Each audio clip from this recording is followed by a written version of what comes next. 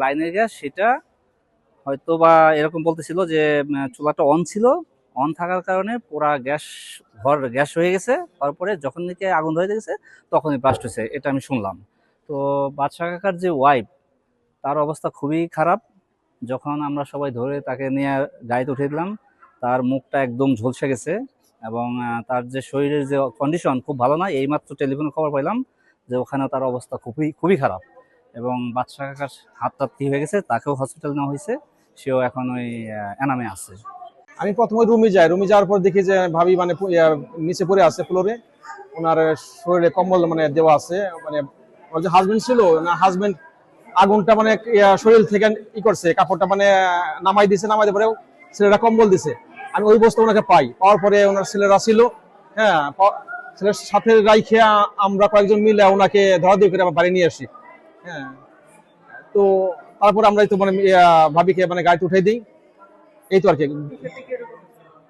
গ্যাসের থেকে gas leakage বা কিছু জানি না কিভাবে হয়েছে।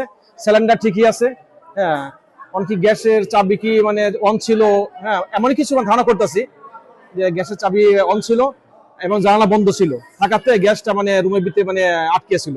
যখন উনি মানে চা বানানোর জন্য চুলার কাছে গিয়ে ম্যাচটা মানে ফায়ার দিছে, দেওয়ার সাথে সাথে আগুনটা মানে জ্বলার সাথে সাথে ওনাকে, ওনার শরীরে আগুন ধরছে, প্লাস আগুন এবং প্লাস গ্যাসটা সাথে সাথে মানে মানে জ্বলে মানে ব্রাস্ট হয়ে মানে জানলা ভাঙ্গে মানে বাইরে চলে গেছে। হঠাৎ করে একটা বিকট শব্দ হলো, আশেপাশের মানুষ বুঝতে পারে নাই যে কিসের শব্দ। পরে যার যার মধ্যে দৌড়াদৌড়ি শুরু হলো, দৌড়াদৌড়ি করে এদিক সেদিক যায়, ওদিক সেদিক যায়। পরে আওয়াজ হলো, বিরাট আওয়াজ।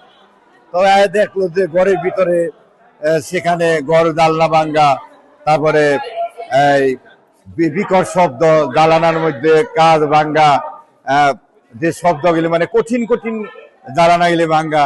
তারপরে যে বাদশা, এই বাড়ির মালিক, বাদশার হাতে ব্যথা পাইছে এবং বাদশার বউর অবস্থা সেটা বাঁচা মরা আল্লাহর কাছে। তবে আমরা দোয়া করি সে ফিরে আসুক। অনেকক্ষণ পর একটা গাড়ি আসলো, আমরা তাকে গাড়িতে উঠাইলাম, কিন্তু আমরা যখন 10-12 জন তাকে ধরার সময় সে খুব মানে কিছুটা অনুভব, মানে এত ব্যথা তার, সে ব্যথা সে সইতে পারতেছে না। তো এই অবস্থায় চলছে। অ্যাকচুয়ালি আমরা এখানে নিউজ পাই হচ্ছে 10:30টার দিকে যে একটা বাসা বাড়িতে গ্যাস সিলিন্ডারের বিস্ফোরণ ঘটছে। সো আমরা নিউজ পাই যে এখানে বেসিক্যালি কোনো আগুন ছিল না, বাট গ্যাসের লাইন থেকে গ্যাস সাপ্লাই হচ্ছে বা লিকেজ ছিল।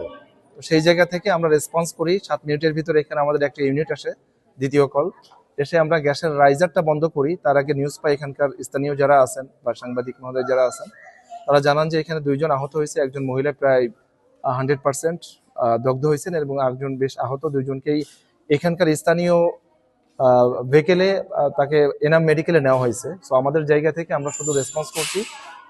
আমাদের গ্যাসের লাইনটা, রাইজারটা ভিতরে এবং বাইরে যে লিকেজ ছিল, 2টা লাইন অফ করে দিছি। এখন আপাতত কোনো সমস্যা নাই এবং আমরা আমাদের জায়গা থেকে যত তাড়াতাড়ি সম্ভব রেসপন্স করা গেছে এবং সবাইকে এখন বিষয়টা জানানো হয়েছে।